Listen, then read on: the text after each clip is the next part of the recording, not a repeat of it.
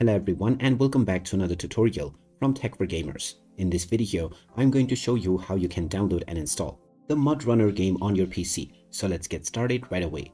First of all, open up the Steam application, and after you are logged into your account, you will be taken into the store page. From here, just click on the search box, and now you can type in mudrunner to begin your search. Once you find the game, you can click on it, and this will take you into the game page, where you can check out the trailer as well as the reviews. Scroll down and click on the Add to Cart button alongside your preferred bundle or edition. You can then click on View My Card to continue towards your payment.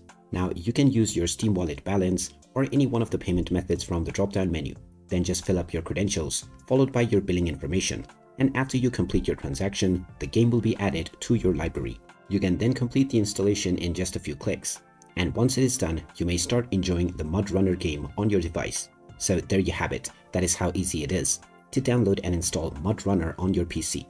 If you find this video helpful, don't forget to hit that like button and subscribe to our channel for more useful tips and tutorials.